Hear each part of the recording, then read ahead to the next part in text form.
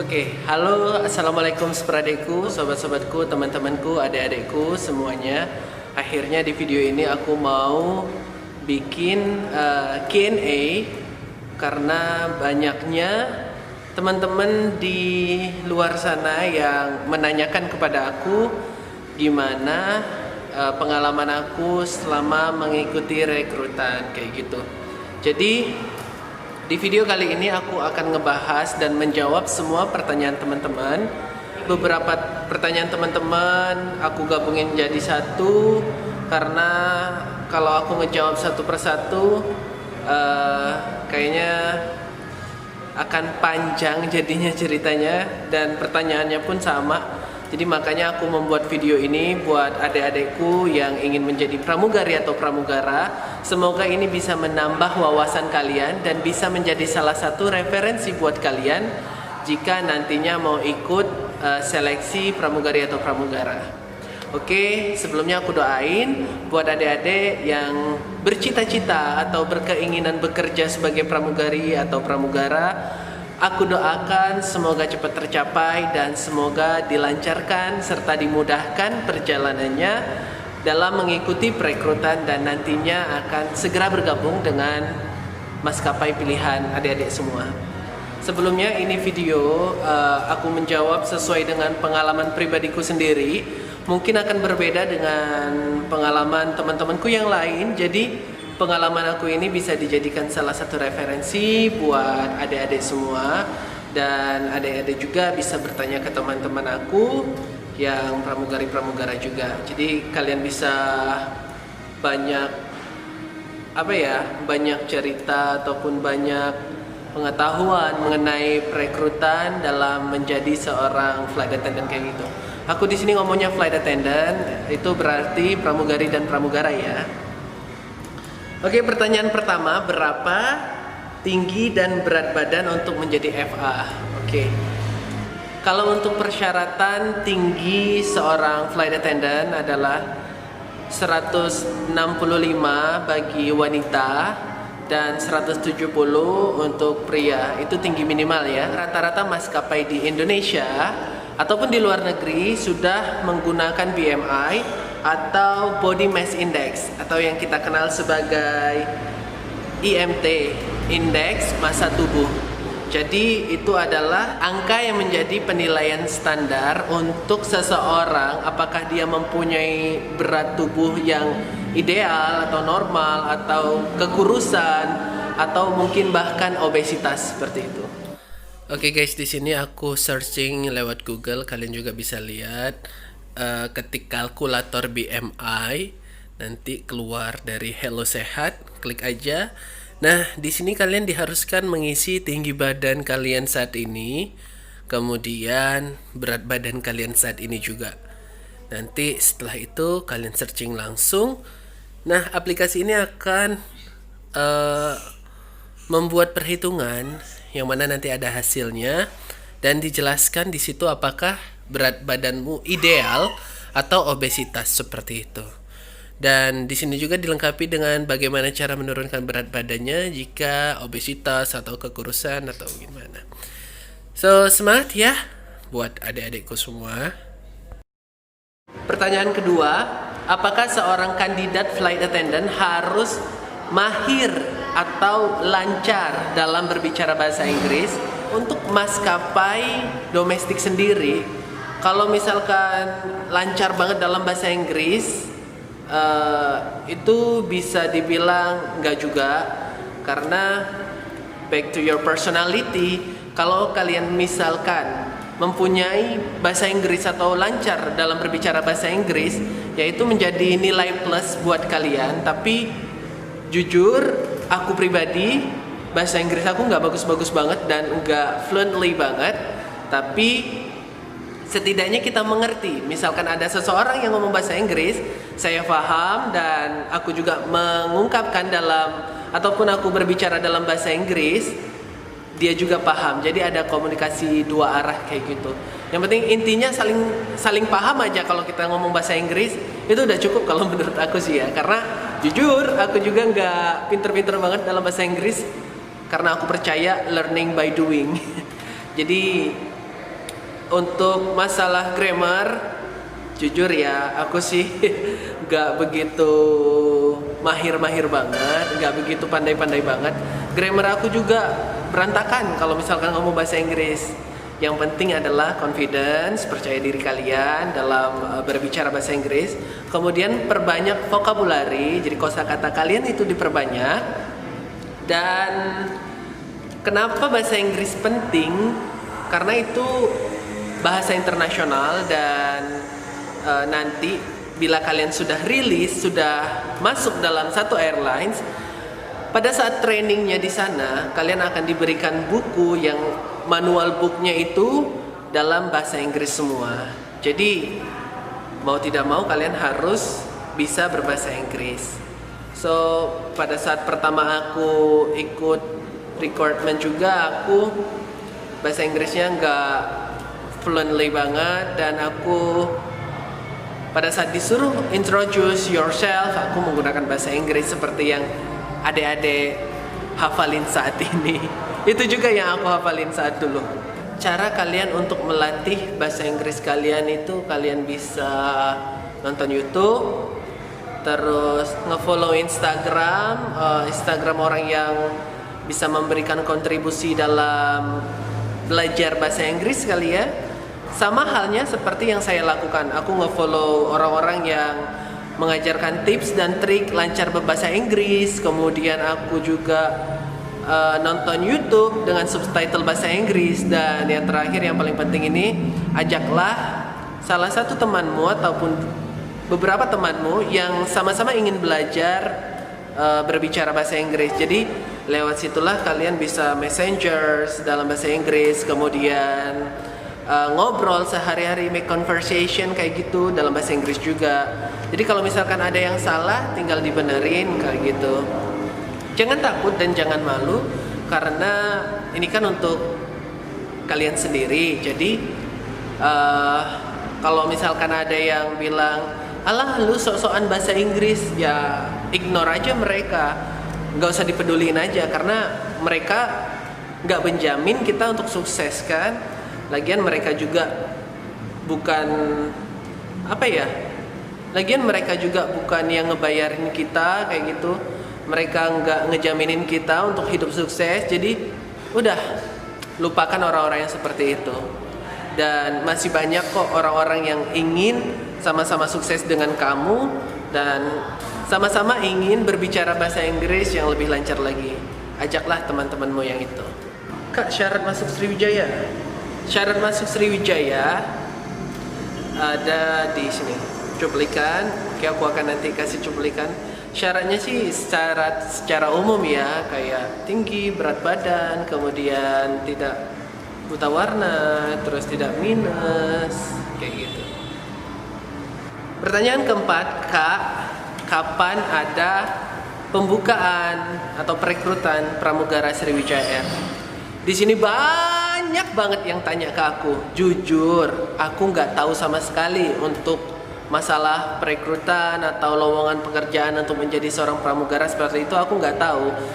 Apalagi di Sriwijaya Air, karena itu bukan kapasitas aku. Aku hanya sebagai pramugara yang bekerja di pesawat seperti itu, dan tidak tahu menahu sama sekali tentang rekrutmen yang akan dilakukan oleh perusahaan Sriwijaya tersebut. Jadi orang yang berhak atas perekrutan itu adalah orang HRD.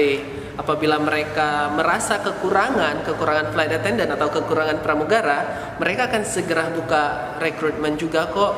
Dan kalian bisa ngefollow terus Instagram Sriwijaya Air dan juga Instagram maskapai-maskapai yang kalian ingin. Nah, salah satu Instagram yang berpengaruh menurut aku dalam informasi-informasi perekrutan seperti itu adalah di Forum Pramugari. Jadi kalian bisa follow @Forum Pramugari. Pertanyaan kelima, abang tingginya berapa? Aku tingginya 170 dan berat badanku 60 kg pada saat perekrutan tahun 2012. Tapi kalau sekarang berat aku udah 82 kilo. Hey! Gedut banget kan? Pertanyaan ke-6, sulit nggak Kak masuk Sriwijaya Air? Oke. Kalau di sini aku mau jawab sulit atau enggak itu tergantung kita sendiri ya. Back to your personality. Kalau misalkan kamu sudah siap, aku rasa nggak sulit-sulit banget. Tapi misalkan kamu belum ada kesiapan sama sekali, ya pasti kamu akan ngerasa sulit. Tapi balik lagi ya, intinya di sini kamu harus berdoa, berusaha, dan jangan menyerah. Karena faktor terakhir yang menentukan itu adalah faktor keberuntungan. Kalau misalkan kamu udah siap tapi belum beruntung, ya mau gimana? Pertanyaan ketujuh, apakah setelah training di maskapai langsung lolos atau masih tetap seleksi, Kak? Terima kasih.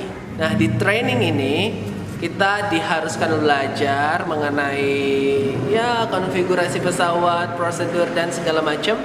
Jadi kalau misalkan kita tidak lolos pada saat tesnya atau ujiannya, kita akan ada yang namanya remedial, ya kayak gitu. Dan setelah remedial itu kebanyakan sih lolos ya, dan nggak ada yang namanya yang nggak lolos, karena kan perusahaan udah ngeluarin biaya yang banyak untuk mensekolahkan si kandidat itu untuk siap diterbangkan. Jadi jawabannya, kalau udah lolos seleksi di maskapai lanjut ke training, sepertinya ya akan lancar-lancar aja sih. Kecuali batu banget sih si kandidatnya. Kalau ngebatu udah parah. Pertanyaan ke-8, Mas kalau mau jadi pramugara di Sriwijaya itu harus yang bagaimana sih? Ya harus bagaimana ya? Aku juga bingung sih. Yang jelas persyaratan untuk menjadi seorang flight attendant itu udah terpenuhi. Menarik, energik, kemudian ramah. Attitude-nya baik, harus attitude baik sih kalau menurut aku. Karena kamu punya tampang, ataupun kamu cantik, kamu ganteng, gak ada attitude atau manners kamu jelek, sama aja bohong. Karena bagian interviewer itu bisa melihat kamu, apakah kamu ini nantinya pekerja keras atau malas-malasan. Dari situ mereka sudah melihat aura kamu. Nggak tahu sih ya, mereka bisa baca aura atau bagaimana, tapi yang jelas itu terlihat kok. Kelihatan banget. Intinya attitude dan manners harus baik. Pertanyaan ke-9, Mas dulu dapat info lowongan kerja sebagai pramugari-pramugara itu dari mana sih? Kalau aku dulu dapat info itu dari Twitter dan broadcast di BBM, BlackBerry Messenger gitu ya. Sekarang orang udah nggak pakai. Jadi yang paling utama itu dari Twitter, dari aku mengikuti atau ngefollow akunnya Forum Pramugari. Makanya di situ aku sangat berterima kasih sekali sama Forum Pramugari ini, karena di situ banyak banget info-info rekrutan untuk menjadi seorang FA seperti itu. Terima kasih Forum Pramugari. Pertanyaan ke-10, gimana Mas jadi pramugari? Enak apa enggak? Kalau jawaban ini pastinya enak, alhamdulillah. Masya Allah, luar biasa sih, enak banget untuk bisa dikasih kesempatan untuk menjadi seorang pramugara dalam hidupku sih ya. Alhamdulillah, aku banyak-banyak banget bersyukur karena ini tuh pekerjaannya enak, meskipun tanggung jawabnya besar, dan pekerjaannya pun bukan cuman lenggak-lenggok jalan kayak model gitu, tapi ada juga pekerjaan di balik layar itu yang lebih banyak lagi dan lebih riskan lagi kali ya, dan kita harus memberikan attention, perhatian yang lebih terhadap hal itu. Jadi bukan hanya sekedar lenggok-lenggok di jalan aja. Dan aku juga pernah bertanya ke salah satu teman aku, dan teman aku ini masih bekerja di salah satu maskapai swasta di Indonesia juga, maskapai domestik juga. Karena pengalaman dia lebih banyak. Dia sudah pernah bekerja sebagai SPG, ini itu, bekerja di kantor, dan bla bla, banyak banget dah pengalaman kerjanya. Nah aku tanya, Mas gimana? Aku tanya pertanyaannya sama, Mas gimana jadi pramugara, enak gak? Dan dia langsung jawab, pekerjaan pramugara inilah pekerjaan yang paling enak. Beda banget, misalkan di kantor, kita pulang masih kepikiran kerjaan itu, terus ada PR kayak gitu kan, besok harus dikerjain lagi, ada target bla bla bla, banyak banget. Kalau itu kerja di kantor. Sedangkan di airlines, di maskapai, dia bilang kerjanya enak, kita datang terus kita bekerja, setelah itu selesai, nggak ada dibawa pulang, nggak ada yang namanya kepikiran atau segala macam. Pokoknya datang kerja selesai, nggak ada PR. Udah gitu aja. Oke, adik-adikku yang tercinta, jadi sekian Q&A kali ya. Sekian Q&A dari aku. Cile udah kayak apaan kali ya.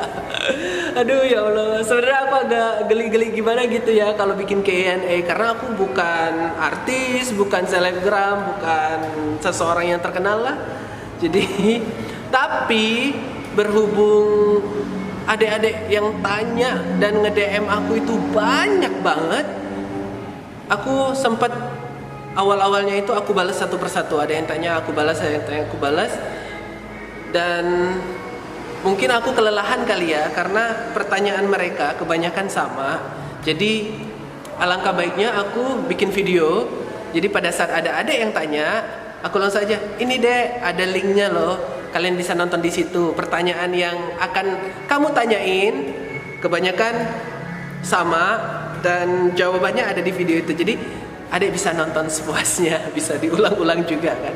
Baiklah, itulah pengalaman aku selama mengikuti tes seleksi untuk menjadi seorang pramugara. Oke? Di video selanjutnya, video kedua, mungkin kalau misalkan aku bahas di sini akan terlalu panjang jadinya. Jadi aku bagi dua, nanti ada Q&A yang kedua. Buat adik-adik yang ingin bertanya lagi ataupun kurang paham, kurang jelas, silahkan tanyakan kembali.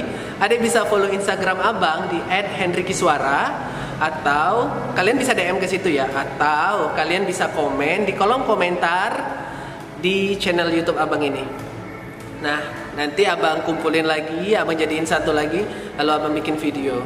Ada juga yang pertanyaannya, apa aja sih bang tahapan-tahapan untuk menjadi seorang pramugara, atau tahapan pada saat seleksi kemarin. Yang kedua, bang, apakah sekolah pramugara itu penting? Nanti jawabannya akan aku ulas di video selanjutnya. Dan terakhir, abang mohon dukungannya. Biasa, subscribe. Subscribe nggak bayar kan, tinggal klik-klik aja. Dan kayaknya nggak sulit sih ya, cuman tinggal klik. Makasih banyak ya udah subscribe, dan yang belum subscribe jangan lupa untuk subscribe. Dukung terus channel abang. Apapun kita sharing di sini. Thank you, bye bye.